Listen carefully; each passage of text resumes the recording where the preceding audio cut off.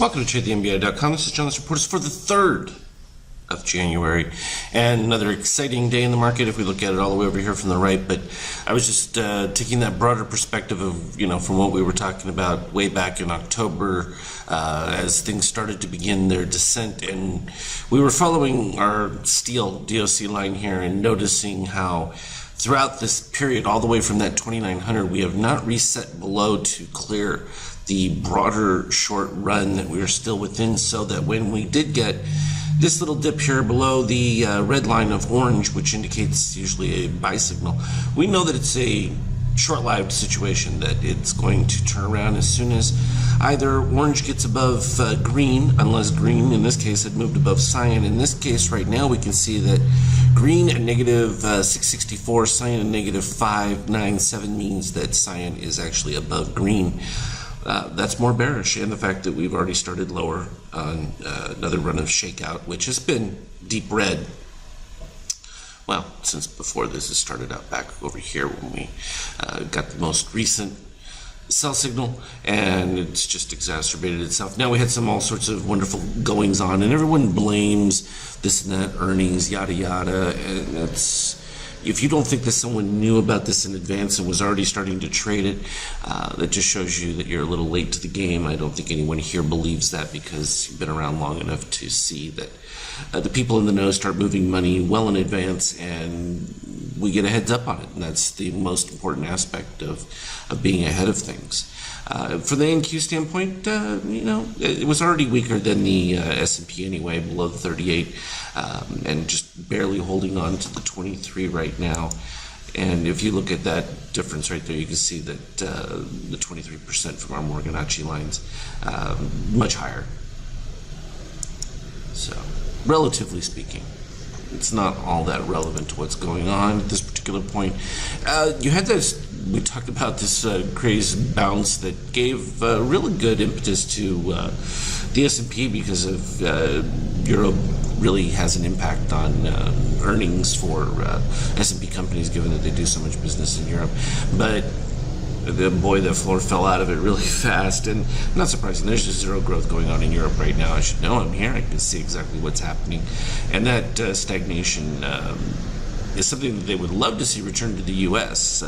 Because it allows them to stabilize. But we have the Fed counter to that productivity thing, and so this battle that's waging is what we're seeing in the markets right now, because a lot of people aren't really certain who's going to win.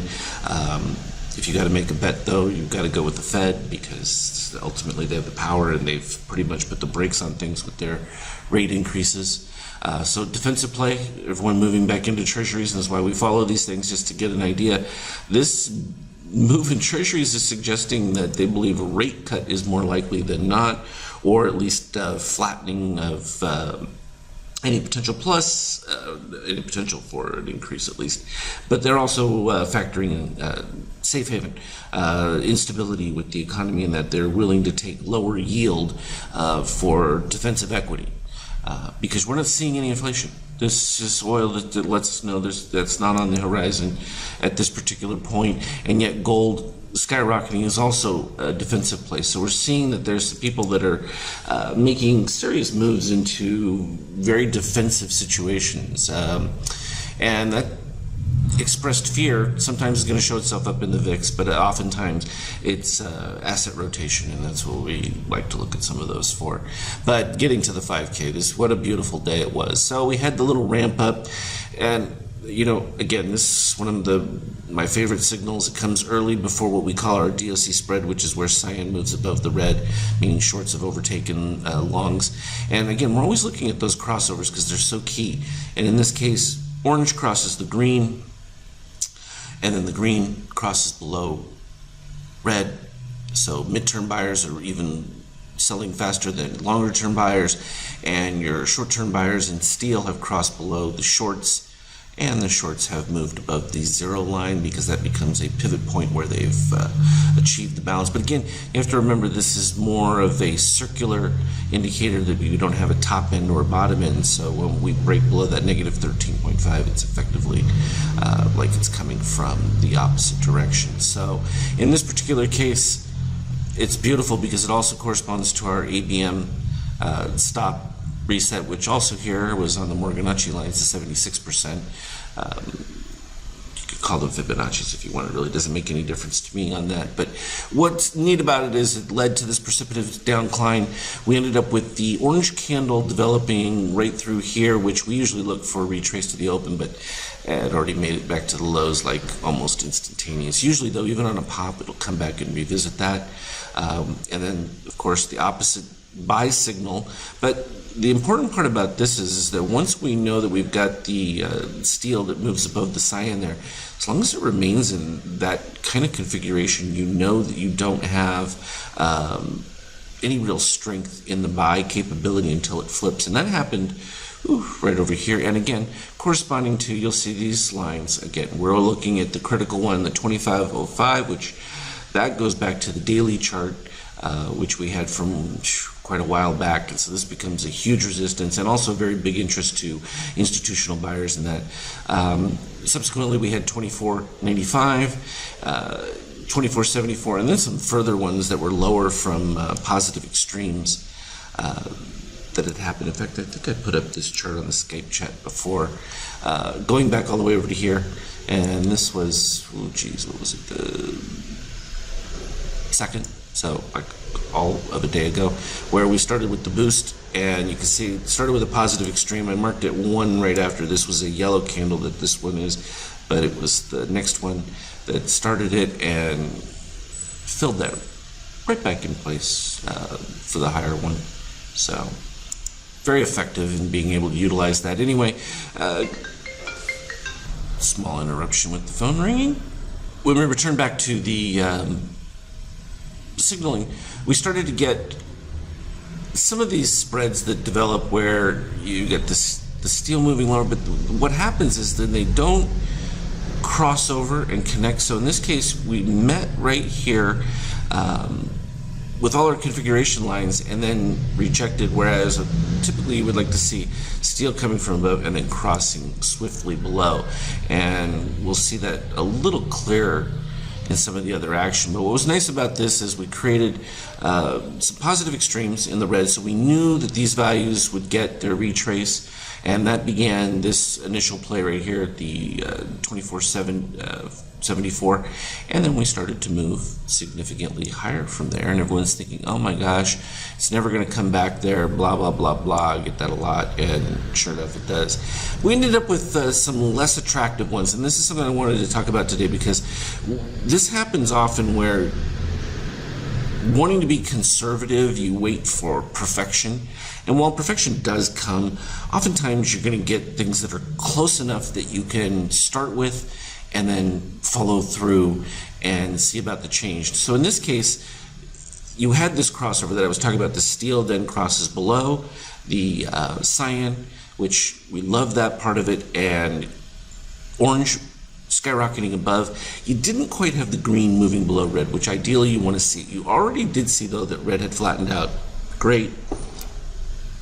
When you're up at this level above the 76% with a zero, this happened early on in the bar, and so I was posting about this one relatively high up in the bar, because it's one of those where you're following the ABM yellow, it's going to break below, but if you enter above this and you've got a very short dimension stop slightly above, you're allowed to follow it through. And in this particular case, we already knew that we were in a bull run because we had cyan under red, which is always long, and so it's always difficult for people who think about that to want to be shorting into what considered always a long. But when we look at the shakeout, we were at matching highs, lower shakeout, so slight divergence. We already had a series of positive extremes, so we already knew that we were looking for at least this red dot right here to be retraced for that low, which was right in the 81 range.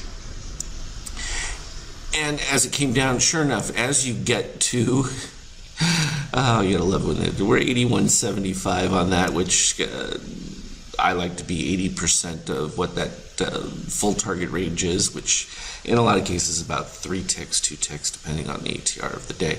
But we always look for this where the steel crosses the red from that initial signal. It's a warning sign that you're potentially facing a reversal at that particular spot. And usually I'm looking for, if I've gotten a breakdown in my shakeout that's moved well into the negative territory, and no, not quite. And so it becomes an opportunity to cover, but it is still a great run. I mean, even if you didn't catch the open and you're even around 90, you're still slightly better than what the close was, and you're dropping down to 81. That's, in my book, nice. And even if you didn't like the initial turnaround with the buy signal, which happens when the orange dips right below there, and that happened at 87. Even if you waited until you had the full cyan under red, which is all the way up at 91, we still progressed all the way up higher. And then this gets into this one where I pointed this one out, where here you have green moving below red. Red is slightly tilting down. Orange is already spiked above them. You didn't have, in this case, the steel above cyan and moving below. But you clearly had a move closer that then rejected. I mean, this is as big an open mouth short snake as we call, because the snake we always refer to, remember, where orange is rising, steel is falling, and the tongue is right in the middle, or the inverse of it to the long side. This would be a short snake versus a long snake, which we'll see. The long snake, you would have steel on top, like it was here, where steel crosses above, orange is below, and there's the mouth. And then, of course, you're always worried about the mouth getting cut off by one or the other lines, which indicates that it could be fading. But I like this one because, again, same situation. You're up near the highs, so you have a very modest risk-to-reward ratio situation here, where I'm looking at 0.875, and this is something I put on the Skype chat we talked about, and your 100% is at 12. So you're really a 4-point stop. A little bit above that is what I would take, about 4.5. And if you have a smaller stop ratio, then you're probably a little too tight. I think anything less than 4, particularly in the volatility, is probably not realistic, just given normal bar range. But I was comparing it to the more clean signal here, where the orange spikes above, the green is now below red, red is clearly falling, and orange, steel breaking down even further, cyan well above zero. A little bit cleaner, but later, and it's right at resistance. So the difference being 3+ points above the 2505, and you're not facing the fact that it's at resistance where you could get, some back and forth on it. In this case, it did exactly what we expected. Came down. Of course, the steel crosses right at the bottom. It was beautiful right about there. Let you know, hey, look out for potential for a pop. That's exactly what happened. Of course, those were positive extremes, which gave exactly the same situation again. Another one, not super exciting for some at the beginning, but I liked it because it was right at the 2505, and you're getting a clean divergence. You just didn't have the steel. What you, in this case, you're looking for is the follow through. It's already started up. I'm not expecting orange to change directions at that. Is it early? Yeah, by a bar. You literally could wait till this one, where you have clearly the momentum of red and green fading, but it doesn't even become a full signal until you get the actual crossover, or in that case, the cyan moving above red right here. And so in the secondary one, it would be right over here. And again, this one came down to the 50%. And again, those are key, but really it was less the 50% that more the 2495 line that we had. From a positive extreme standpoint, and it got caught up right in there, and then produced a nice another bullish run. You can see that with as soon as cyan is under red, follows through, we stay in this bull run for a little while, and we end up with a couple more of these. See, similar pop like this, same situation. Green is slightly above, flattens out a little bit, certainly reasonable to take that. You just know that early on, when you have shakeout rising and your magenta is above that 15 line, that those are not likely to produce as big a returns. What you're looking for is matching highs on lower shakeout, like this setup right here, which came through, and that produced an even new high on even lower shakeout, so that became a secondary one, which actually the signal point of it was lower than the previous one that happened. I happen to be in this one long.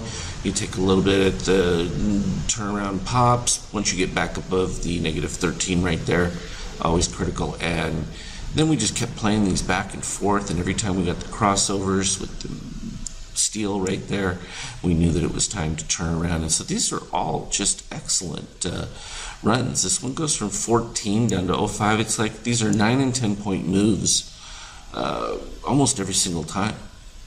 And then we get into some much bigger action as we moved later into the day, right before the close and that. We ended up with the clean short. Again, this one much nicer. You get the orange steel crossover, a little slow with the cyan. It was still underneath, takes another bar before it goes. But again, when you have the strong momentum move to it, and you're up near the highs, especially with the positive extreme. In my view, once we had the positive extreme, I already knew I was going to revisit the low, which was at 76. So I'm not as excited about doing it there as much as I am a little bit higher up when it started, because this really pretty much expressed itself at the start of the bar. And then with the cyan rising, it's like, okay, hey, I'll give it a ride for, another bar, but at least I'm in at the higher level so that if there's any bouncing, it's going to have to make new highs to really cause me any irritation. And in this particular case, it was a nice run. This one went all the way from 15, and it was up in the 17 range, but we dropped all the way to the 0% line, 99. So, 17 points, nothing to complain about. And even when we hit those lows, you can see this is, again, that steel not resetting below red until, all the way over here where the spike began, right at the 50%. That's when it became really clean from a buy standpoint. The tough one here was we ended up with gold at the zero. So with the gold candle, we expected to return to zero, but in this case, it returns to zero because it already started at zero. So it really doesn't do you any good there. You just have to wait for the pop.